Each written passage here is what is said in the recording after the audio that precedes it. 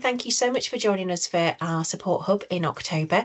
Delighted to be joined, as always, by Tamina, and today by our two co-hosts, who are Catherine Lorenzen and Rejoice Mudawa. So lovely to see you both. Thank you so much for giving up your time. Rejoice and Catherine have got some slides to go through. What we'll do is they will get started. I will unmute microphones so you can ask any questions if you want to. The video will be released afterwards, and any resources that we talk about that you might find useful, we can collate those and put them with the video as well. So without further ado, do you want to start to share your slides, Rejoice, and we'll check that's working okay. And then I'll mute and turn my camera off, and I'll just turn on colleagues' microphones so they can join in and ask questions. Okay, I'll do that for you.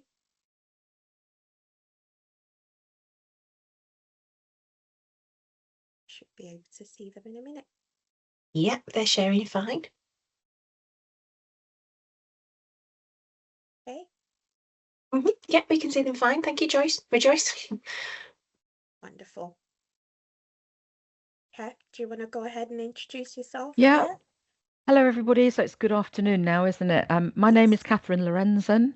I have been a biomedical scientist for 42 years, so you can work out for yourself how old I am.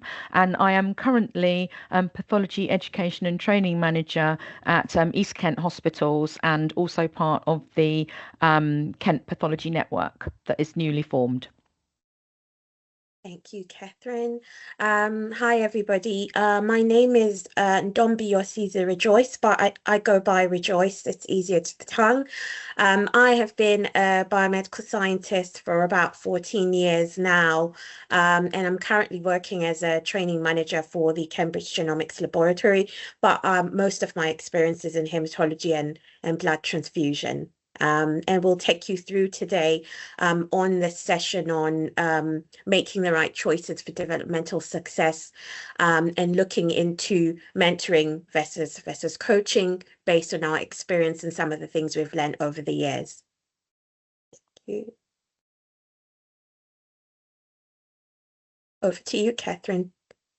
Okay, so hopefully by the end of this session, you will be able to understand, define what mentoring is, and to describe different types of mentoring used in our laboratory settings. Hopefully, again, be able to differentiate between mentoring and coaching. And if you can, I'd be interested, because each time I look at them, there's so much blurring in between, and recognizing how each relationship operates. You'll be able to identify and evaluate key qualities, roles and responsibilities of an effective mentor. And we're going to discuss the benefits of mentoring for both the mentor and the mentee. There are benefits for both, and including its role in developing our leadership, improving culture and supporting professional development. And then also be able to evaluate examples of successful mentoring in the biomedical science profession and wider community, illustrating how mentoring is effectively implemented and leveraged within laboratory practice. And also, really importantly, know when and how to say goodbye to your mentoring/coaching relationship. Thank you, Kath. So this is going to be a bit of an interactive session to see how much you know or what your opinion is. If you can think of a time when you've been mentored or are mentoring, and what you think makes a good mentor. If you can type it into the chat box, and let's see what people think a mentor is, and what it should be. If you haven't been mentored before, just imagine if somebody were to mentor you through a season of your life, what would you expect that person to be like? What characteristics or qualities do you expect to see? And hopefully, as we go through them, through the slides, we'll be able to see what you think on there. So just pop it into the chat. Let's see what your idea of a good mentor is on there. Right.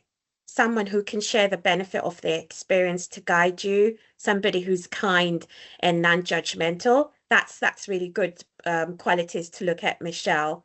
I agree with you. It's really good to work with somebody who's kind, right? Because you're looking to work on yourself and improve yourself. So that's good to see. someone experienced in that area. Yes, that's good. Knowledgeable and approachable. I can see a lot of approachable is really good, isn't it? You want to be able to be approached when you're doing this. The individual should be a good listener too, right? So that's really good. That's really good characteristics. And I can see that some of you might be mentors already from the answers that you're giving on there. So we'll look into the slides and see, oh, there's another one. Someone who actively listens and empowers their mentees, right? That's a good term because empowering is the key thing with mentoring. Thank you for that. Let's see what Catherine and I have come up to see. Thank you very much, everybody. Okay. So I think I said at the beginning, what is the difference between mentoring and coaching? And I actually, before I did it, I thought it was the same thing. I thought it was the same word. And I think they are used interchangeably, but I think that can lead to a little bit of confusion. But when we look this up, the mentoring side of things is when the goal is to support somebody in their career and their personal development. So it's much more long term. It's much more long term. It's a long term relationship usually, and it's going through many different areas of your progression in your career. And then coaching, and again, think about a football coach coaching a team for a specific event. With coaching, the goal is to improve an individual's performance or skill, usually in a particular task. So you will find that somebody will come to you with a particular element of their job that maybe they haven't done before, or they've done before and they haven't done it very well, and they want to be coached through that and to get better at that particular element. So, and when Rejoice and I were talking, we decided that there is a fuzzy area. There's going to be a fuzzy area where you might be mentoring somebody and you end up coaching them as well. And there is like this, as I say, this fuzzy area between the two of them.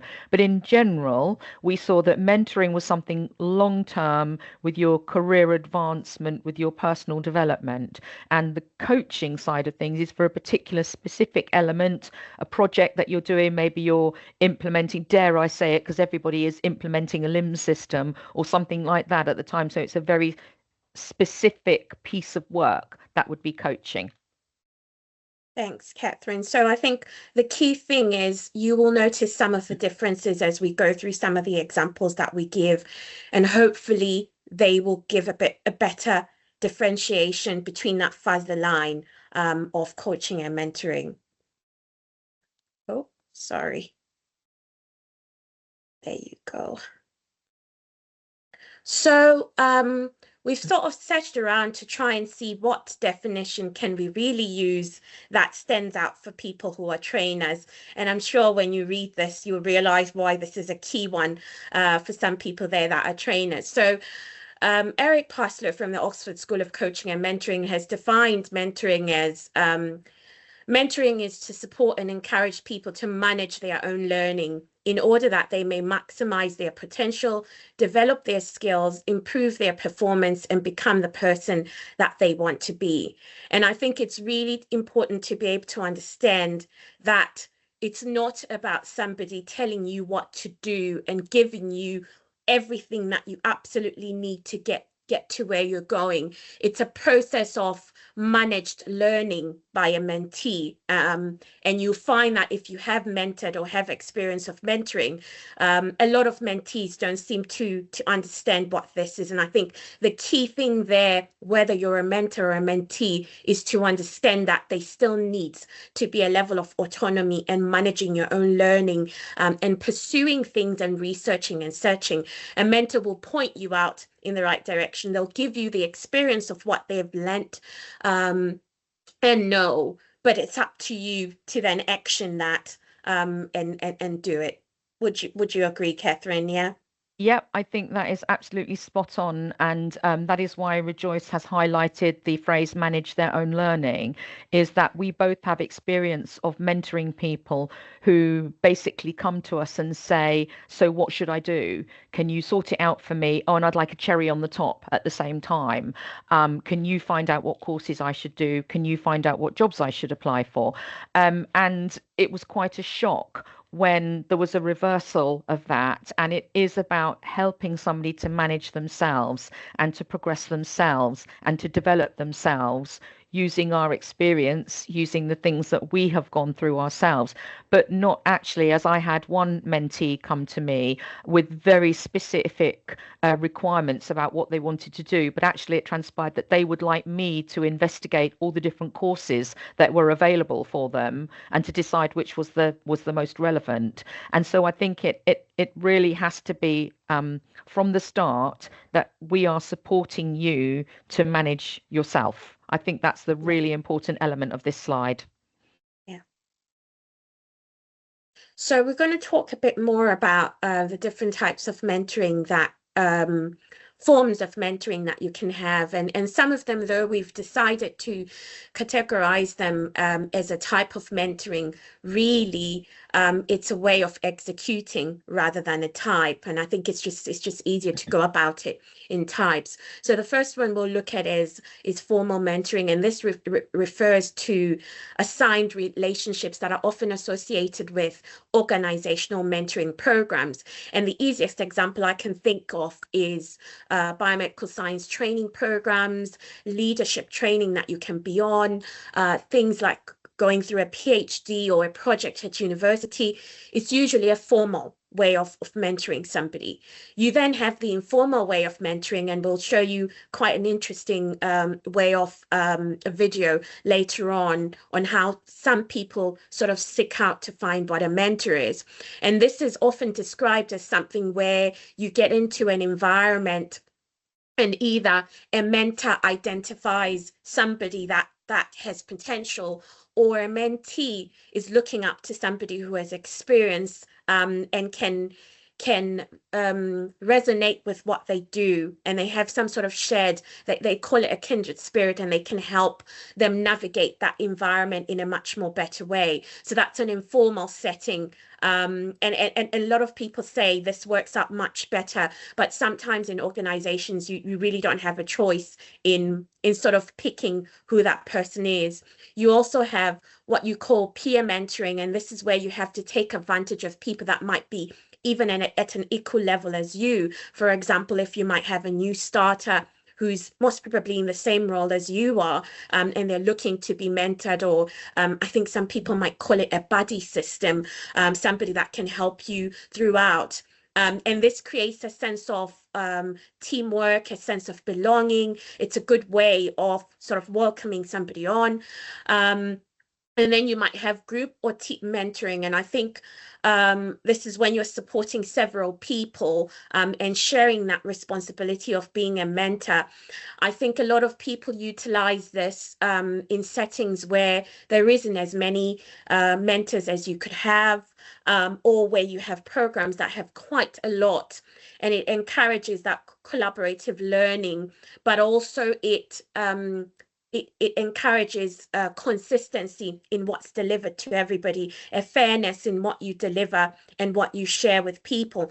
The only thing to really be aware about group mentoring is that it's really important to take into account the different learning needs and approaches of different people, in that if you do deliver in a group settings, always accommodate how different people can be and deliver what you're delivering in ways that can accommodate different types of people and different types of learning needs.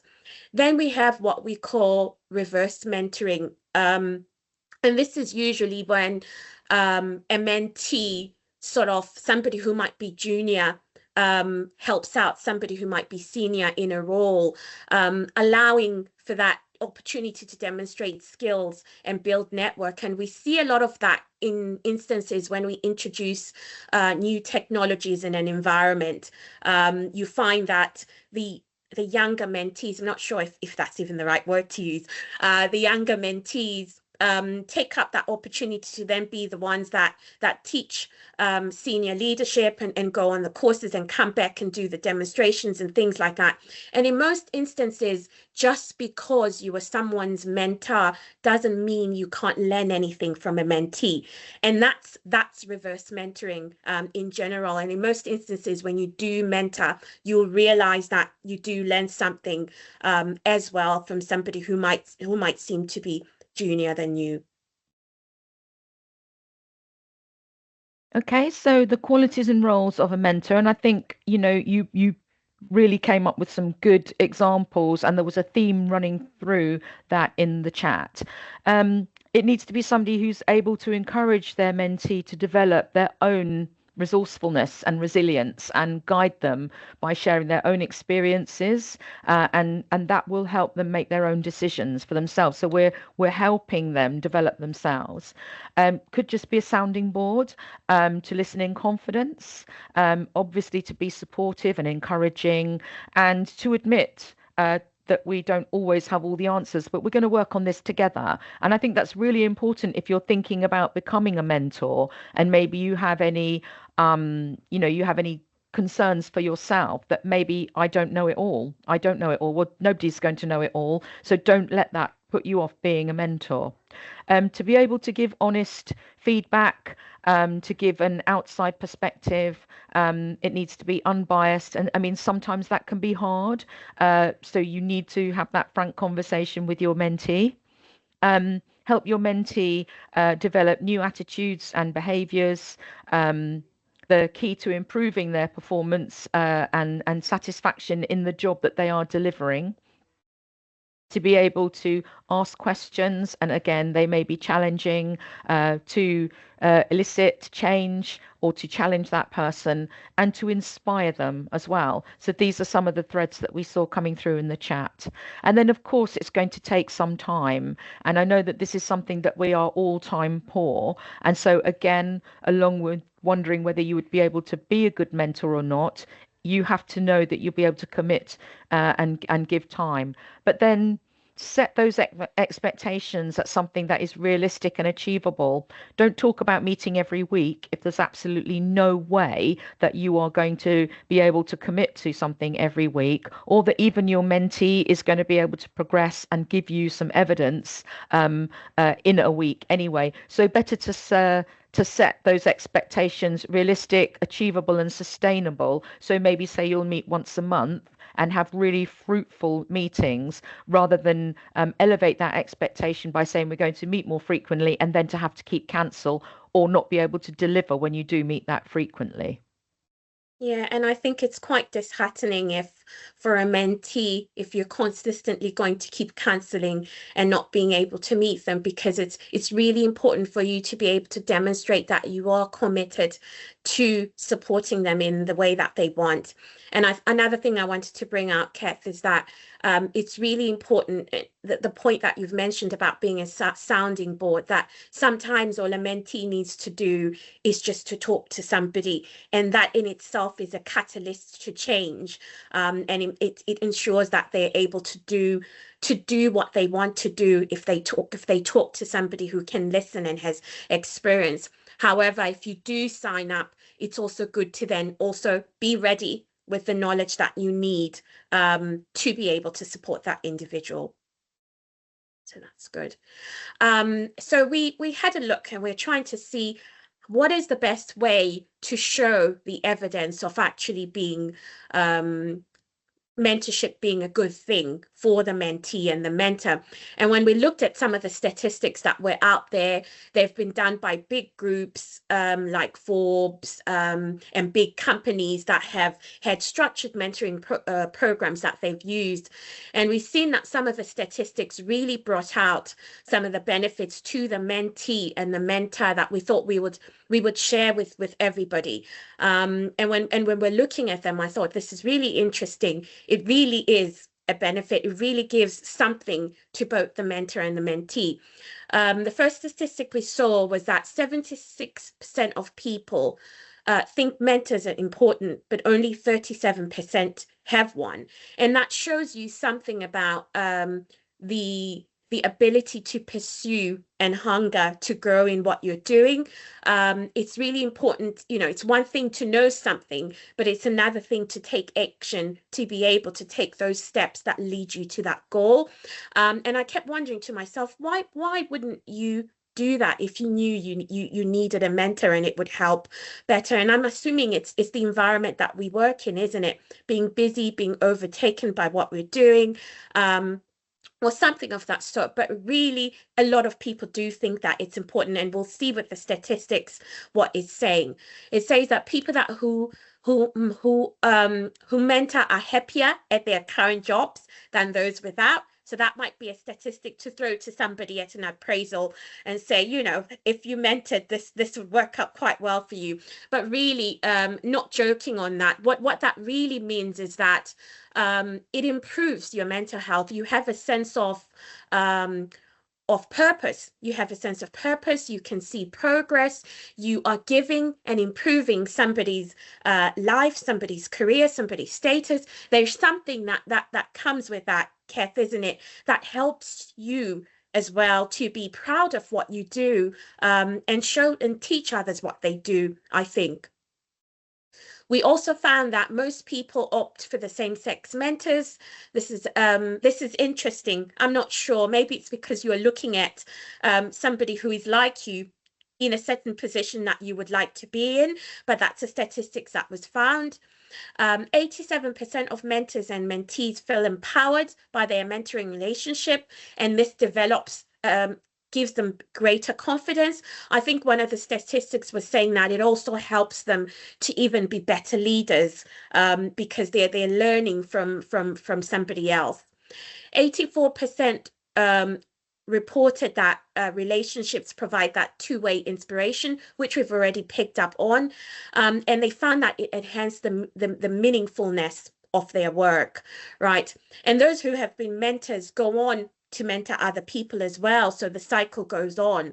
We also see that it says 97% say it's valuable, and they believe that it has helped them to succeed and to get where they want to go. And you'll see with some of the examples that we will give what that really means. There's a research as well that's already been done that shows that the productivity of individuals actually increases due to mentoring by 88%, and it's quite a good increase compared to just training an individual and letting them off into the world. So I think it really demonstrates how that can be really useful to an individual, but also to an organization, to a department, to a team. If you were, leading a team and you were seeing some of these traits where there's lack of, people are not happy, people don't seem to have a sense of belonging, mentoring can really help improve a culture in a team. It can really help to improve the team's excitement towards what they do. So I think it's worth considering as well. Right, so we're going to show you a little video. Hopefully my IT skills don't let me down with this one. As we're looking for an example that was in the world, we came across one of the scientists that was first to develop a genomic library for leprosy. And his name was Dr. Jacobs, and he went along to a conference looking to get into an environment that he wasn't usually in. He was a mathematician that was looking to get into biology and genetics, and was trying to find a way of getting into this environment, but couldn't. He wrote letters, he did all he could, and he couldn't. And he says once he went to do a presentation, and the one person that clapped for him in that entire room of professionals was the person that became his mentor. And I'm going to share a short snippet. I'm going to have to stop sharing, and we can have a listen of what he thinks mentoring is, and what's good about mentoring. And it's a quick discussion of them talking to each other, and come back to it. So let's see if I can share this without any difficulties. There you go.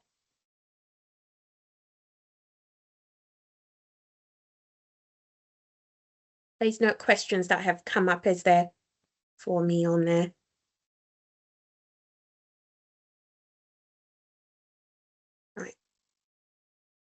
There you go. You should be seeing my screen now. Please let me know if you can.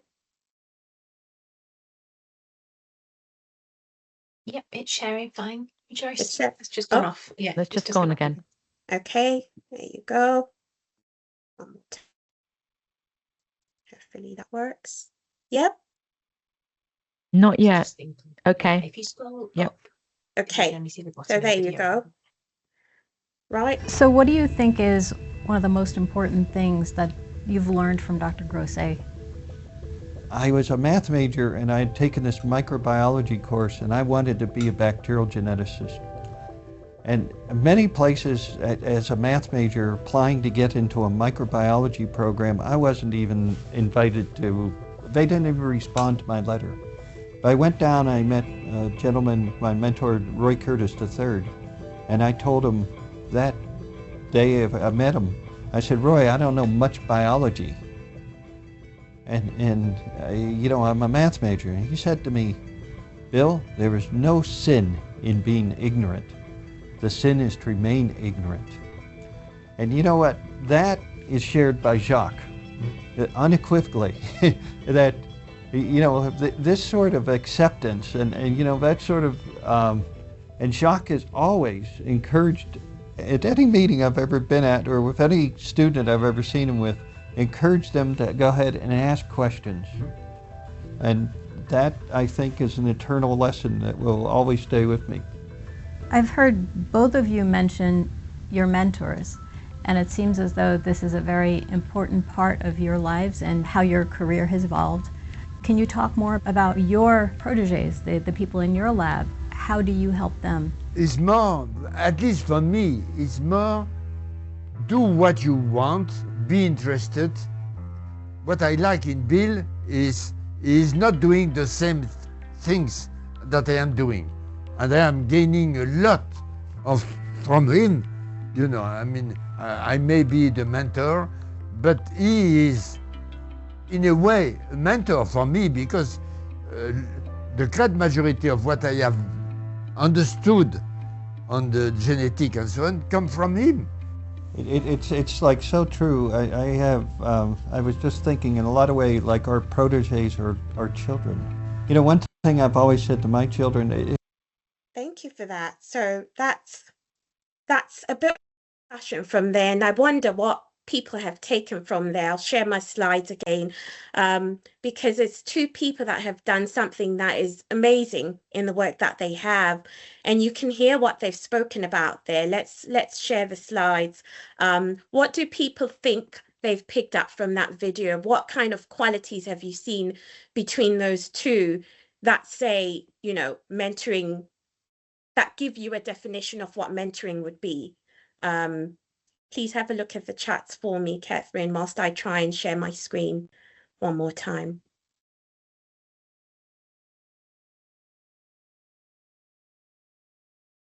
Yep, it's a two-way process between the mentor and the mentee.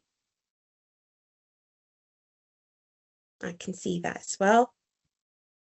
So as you can see, they both have learnt from each other, even though Dr. Grosset was his mentor. And you can see that it was an active seeking out for somebody who seemed to resonate with what you're exactly, what does it say? You're not expected to be a blueprint. Interesting. They're coming in so fast, I can't catch up. Let's see. You're not expected to be a blueprint of your mentor. That's correct, Emma. You don't really expect to be the exact same person that's mentoring you. It's about nurturing what is good in you, and what you know, and helping each other and pushing each other to reach your limits. I really like the quote, there is no sin in being ignorant, only remaining ignorant. And that's really true. If you listen to the rest of the 11-minute video, it's a really great conversation. If you truly want to understand what mentoring brings out of an individual, please do go and have a listen at it, because it's all about making yourself knowledgeable, but taking the path of using taking advantage of somebody else's experience, openness and willingness to learn, and no judgment. And I think that's really key, Sue. You want to be able to work with somebody who can listen to what you're saying, be able to give critical evaluation without necessarily offending you or judging the steps that you've taken. And I think the other thing that then also brings out that subtle difference between coaching and mentoring, and I don't know if you caught that as I came up for the video, he described his mentees as children, which I thought was quite odd and weird. But that shows you the key differences between mentoring and coaching, that personal touch to resonating with the person, looking at that person as somebody who's your child, your friend, and wanting to give everything that you know to them. And I think looking at individuals in that way can help you give them the best that you can ever give them, because you're considering them to be somebody more personal. So there's a bit more of that personal touch when you're a mentor compared to when you coach. And some of the nuggets there that people have put on there: acceptance, encouragement, enthusiasm, and passion, that freedom to learn and fail and come back. And most importantly, you are not a dictator as a mentor. You're not domineering as a mentor. You're giving somebody room to grow. Thank you. So Catherine has an example for us. Okay, so coaching or mentoring. I have done a little bit of mentoring for the IBMS, and I am also involved in mentoring for our pathology network. And so the first time I signed up for this, I was quite anxious, thinking, what am I going to be presented with? What am I going to need to know myself? So obviously, Rejoice and I are not talking about the nuts and bolts of how you actually do your mentoring and coaching. I think maybe that's going to be another hub. Sue, you can agree for that for us. But we're just talking about this generally. So one of the things is really importantly, you don't have to be a mentor for that mentee. If the chemistry isn't right, then it might not work. And for me, again, I would think about if you've had counselling, and lots of people have had counselling. I've had counselling. If you don't actually get on with your counsellor, it's actually quite a difficult relationship to manage. And so the first thing that you need to do is to have this chemistry session. And it's not a biochemistry session, it's a chemistry session. And this is when you meet for the first time. You meet for the first time. It might be online, it might be in person. And you find out about that person and they find out about you. You review what they need, and you review their goals. You review their situation that they're in. And you really find out, is this going to work? Is this something that we can do together? So I've called that a chemistry session, and I think that's in general use. On talking to this person, and I'm not an expert in mentoring, but on talking to this person, I thought, you know what? This isn't really mentoring. This person wants help for a very specific thing. And the situation that they found themselves in, they were very well educated. They'd already done a master's. They were working part-time because of their family commitments. So they didn't want any further education. So I was thinking, okay, I don't know where we're going with this. But they did then start talking about the team that they were responsible for. And they were responsible for a very small team of band twos. And one of the things that they were finding was that these band twos, and I'm sure you're all going to agree with me, that these band twos were overqualified for the role that they came into. They came in with a degree, probably a biomedical science degree, if not a science degree, and they came into a band two role. And they were very quickly bored and dissatisfied with that role and looking for the next best thing, looking for the next best, the trainee role, the promotion.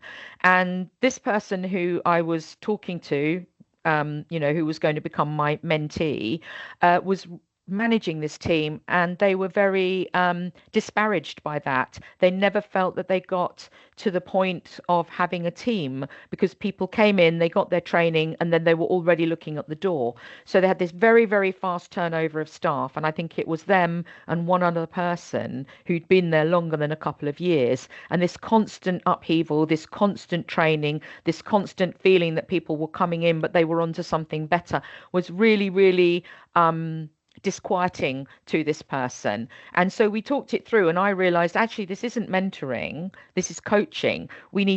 I need to coach you for this very specific incident where you have this really fast turnover of staff. So I said to them, so are you actually involved in the shortlisting, the recruitment, the interviewing, and the placement of these people? Well, no, they weren't. Well, I'm only a band 4. I'm not allowed to get involved with that. And I said, have you highlighted this to your line manager that you're seeing this really fast turnover of staff?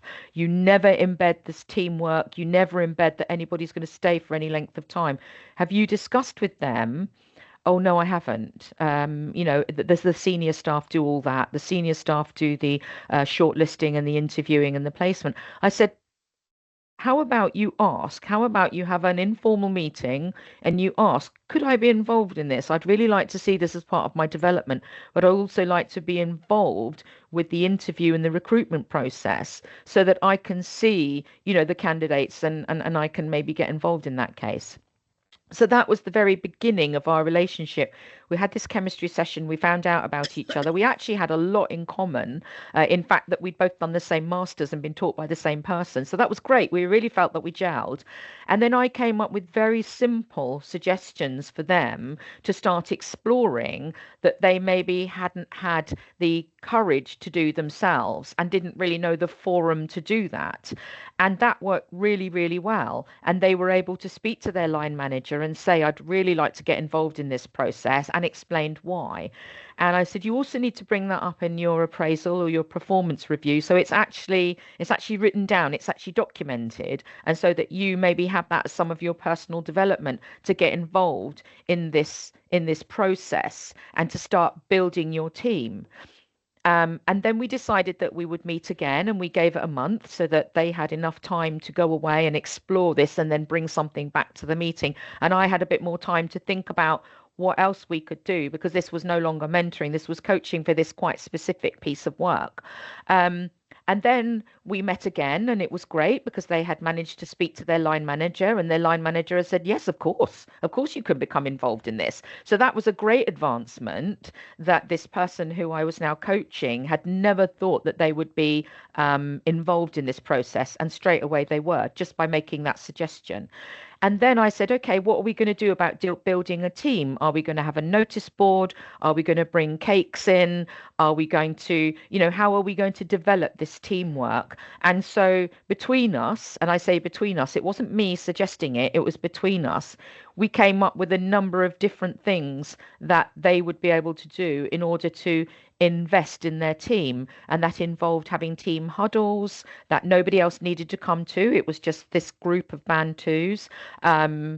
They decided to have their own notice board so that they could have, things that they were interested in. They could have those. They decided that they would have a cake bake once a month and that they would bring cakes in. So it was really very easy for me to suggest those things, and for my person that I was coaching to be able to think, yeah, that's good. We could do that. We could do that. No, I don't think that would work. So we had this specific piece of work, and actually this relationship lasted 6 months. We met 6 times in 6 months. And at the end of that, it was a piece of work that we had done before. As I say, here I've got on the slide that we met 4 times over 3 months. I think we then had a goodbye session as well, which we will talk about at the end. And I felt that I was giving them suggestions that you probably already had in their head that they thought about, but then thought, I'm not brave enough to say that. So very simply, by going to their line manager and saying, could I be involved in this? What about this? And what about that?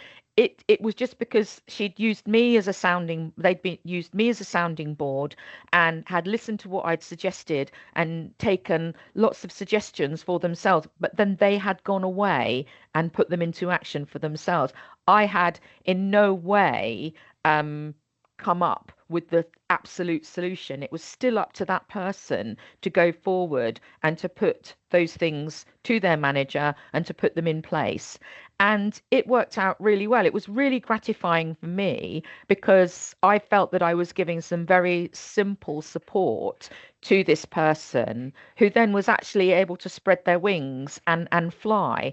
And I heard back from them a couple of months ago. So this is maybe a year ago that we did this. I heard back from them maybe a couple of months ago, and they said that all these things that they'd put in, all these tiny little changes they'd put in, but most of all being involved in um, the recruitment process had helped to employ people who were more suited to that role and who actually wanted to stay. And as a throwback from that, they had a much more stable team. They were much more successful. They were getting much more job satisfaction. They were getting better recognized by outside teams. So it was really gratifying for me that this, what started out as a mentoring, and I thought, oh, crikey, I don't think this is mentoring. I'm not quite sure what I'm supposed to do, but we progressed it together. It was actually a piece of coaching, and it was really gratifying for me, and it worked really well for them. So I just wanted to use that as an example of something that started out and then metamorphosed into something else. But the success ultimately was the same. And I learned from her, I learned from them as well, as them learning from me. So it was a, like a really sort of mutual learning process for them. I learned about something in another trust, how something else was managed in another trust, and she benefited from my experience and my suggestions from things that I had done to foster teamwork and team spirit. So it was a really satisfying and really quite short-lived relationship.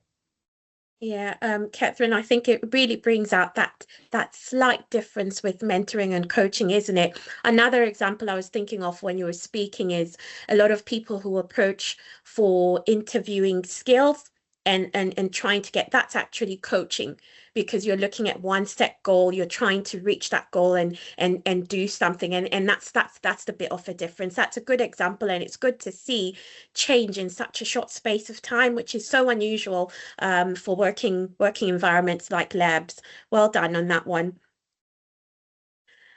Right, so I have an example as well, and for me it was a little bit different. I think with Catherine it was structured in the sense that, they had these sessions, they picked each other. For me, I found myself in a situation where I had an apprentice that needed one-to-one support, and they were completing their portfolio, but they needed me as a mentor. Everybody had given up on this individual. Their apprenticeship had been extended more than it should have been. The university was having issues with them. The candidate didn't meet their deadlines, submitted everything in the very last minute, and they really didn't realize how it seemed at the point they didn't realize how much effort was required to getting through that line. And I took them on, and when I took them on, I didn't take an approach of sitting down and getting to understand the person. I just went with, right, what do you need to do? Let's talk about what you need to do, and let's go through it. And as we started going through that process, I realized how I was facing quite a lot of challenges. Everything that people had mentioned about this individual, not being able to meet deadlines, coming up with excuses, canceling meetings, and it just something that wasn't quite right, that I couldn't really understand. And then I decided to take a different approach, and I sort of said, and this should sort of give you a guidance on what you should think about. I decided to increase the sessions that I was meeting them with, and I did one-to-ones from monthly to a weekly. In those sessions, I took time to understand their background as an individual. I had a bit of chit chat when I met them, asked them about life, asked them about how they were doing, tried to assess their learning history. I checked, nothing came up from there. I then decided to interact with their line manager and their university tutor just to see what their progress was. And a few things were coming up that seemed to build a pattern, but it still didn't make sense to me because I could see potential in that individual. I decided to start checking on their well-being. How are you actually really doing, right? Are you actually in good health? Is your mindset okay? Is everything all right in general? And that's when we picked up that this individual actually was struggling, not because they didn't have the ability, but they actually did have a neurodiverse condition that they were, because of their culture and background, were very shy to talk about. They thought it would impact their prospects in the environment. And as a trainer, if you are a trainer, you'll know that it's really important to understand the learning needs of an individual to make them successful. And I think what I learned from there was that it took time for them to open up to me, right? We didn't have that chemistry session where we had time to get to know each other. We had deadlines, and we didn't even understand each other's values. And it would have been good, and I think even if we had done that, I wouldn't have picked up on it because of the neurodiverse element. And as we built up trust, the individual opened up and told me what was going on. And so we changed the way that we were working. We changed how we set deadlines and giving dates. Giving them a date was giving them anxiety. It was paralyzing them. They weren't able to do what they were doing. And getting that root cause sort of allowed me, as somebody who was mentoring them and helping them on the side, to push them to hit those targets. And I think had I known, it would have been also good to set the rules and the limits and the expectations at the beginning, because you need to know what your limits are, what you can handle, and what you can do. It's really important. It helps guide a much more professional relationship. In the end, the individual did really well. I must say that, I did get a few people who asked me why I was taking my time to do that, and that there was no cause. The lecturers even thought, actually, we've decided that we will no longer give any extensions, and if they don't make it, this is going to be a fail. In the end, we worked through it. I had to be committed. So one of the lessons, I had to be committed, and I gave my time in a different way than I had anticipated. They passed with an exceptional grade. I remember when they got their grade for their apprenticeship, the whole degree, the lecturer said to me, there is no way, when we looked at the work and we looked at the grade, we thought it was somebody else's result, because even we had thought that they weren't going to do that well. But sometimes you just need to dig a little bit deeper to understand why somebody's struggling to reach their goals. And I think that was the key thing. And for me, my key lesson as a mentor was that I really was challenged with my interpersonal skills. My patience was thoroughly tested. Right. I really had to dig deep and understand, how does this kind of a condition work? How can I work with that individual? At some point, I thought, I'm not a mental health expert, or I'm not a clinician. I really can't deal with this. This person needs to be working with somebody that had some sort of a medical background in understanding how to work with this.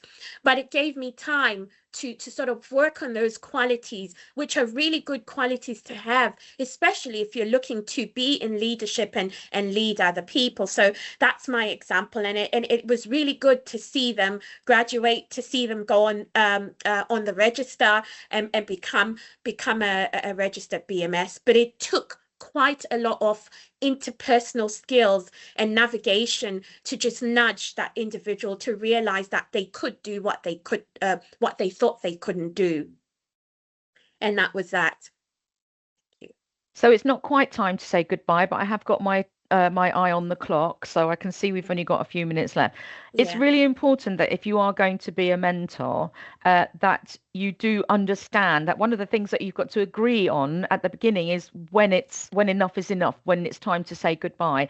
It can't go on indefinitely. You could just become good friends, but it can't go on indefinitely. Possibly it runs the course because your mentee has achieved those goals, or even moves on and moves out of an environment where you can still be mentee and mentor together. So it is good, from my experience, from the mentoring that I do, that you do decide on a sort of a finished scenario so that neither the mentor or the mentee feels disappointed. I mean, maybe there's a point where you cannot go any longer. Maybe somebody's going to change jobs or retire or leave. And so it's good to be frank about that so that there's no disappointment. mentoring can go on for a long time, but it's still good to have that get out clause so that nobody feels I can't do this any longer, and you're doing it begrudgingly. As I say, you could always finish your mentoring and then reconvene at a much later date, see how are you getting on, just a nice catch up, make it positive, saying what's been achieved, what you've found out about yourself, what you now feel capable of doing, or that it might be much earlier on, and we talked about this chemistry that needs to be present between those two people, the mentor, the mentee, the coach, and the coachee, is maybe you feel that the relationship isn't a best fit and you need to execute a professional end to say that actually I don't think I can add anything further to what you need. I don't feel that my personal situation or my personal skills or my professional skills are the best fit. And so therefore, I don't think that there is a benefit for us pursuing this. And I think that is really important. I've found with all my mentoring and with all my coaching, we need to agree, a point where it's run its course. And even if you don't express that in weeks or months, you do express it as a point where you feel that you've achieved something, you've achieved a position or a place or a goal. And actually, at that point, you might be exhausting each other by carrying on any further. So at the beginning, agree when your time to say goodbye will be. Yeah, Catherine, I think it's also really important to realize when a relationship is not working, that's a really good skill to have, and to be able to work on it in such a way that it's amicable when it's done. In most instances, when you're in an environment where mentorship doesn't have the possibility of making a choice, that is when you really need to look out for relationships that might not work, and then just move on and work with a different person. Right. And for those that want to be a mentor, I think this is really a snapshot of what mentoring is as a whole, as a summary. Remember that mentoring is at every level. So the kind of role that you do doesn't really matter. You can mentor with whatever skill that you have. Mentoring really is an essential leadership skill that helps to change culture, right? If you want to see a change, be the change, right? Take efforts to actually give that change. And for those who are registered, we also know that the standards, to an extent, the HCPC standards require us to work appropriately with others, to demonstrate leadership qualities, and act as role models. And I think in most instances, that value of acting as a role model really is a way of mentoring. To an extent, it really is. And to promote and engage in the learning of others and mentoring is actually a way of doing that you can do. It's also really important to see if you're an individual that loves to build confidence, that loves to make people independent, that loves to develop them and guide people, supporting changes and transitions, somebody who likes to network and introduce other people to other people, reflecting on personal growth. That's something that would be really good for a mentor and a mentee if you're looking those kind of qualities. And I'll leave you with just one of those sayings from one of the mentoring programs that I've gone through, and it says, everyone has life skills and experience to share. 1 word, 1 hour can be all that's needed to effect a positive change in somebody's life. And I think we want that positive change because we want to see growth in the environments that we work in. Okay, so we couldn't really have this chat, could we, without promoting something to do with the IBMS? Yes. So, of course, there is an IBMS mentoring scheme. Of course, there is. And I'm pretty certain, I might defer to Sue on this, but you do have to be a member of the IBMS in order to access this. You would need to log on to the website and be logged on in order to be able to access this. And I can see Sue has suddenly flashed up there. So it is available. You can see that we do have mentees there, a large number of mentees with a profile. We do have fewer mentors with a profile. And so, we do have a number of people already in a mentoring relationship. And so you can see that this is a very successful resource. So Sue, I'm now going to defer to you because you can probably add something or tell me I've said something wrong. No, everything you've said is perfectly true, Catherine. So you can put into the new website mentoring or mentoring scheme, and it will take you to the page, but you do need to be a member to log in and to join as either a mentor or mentee. So you're perfectly right. Thank you. Yeah.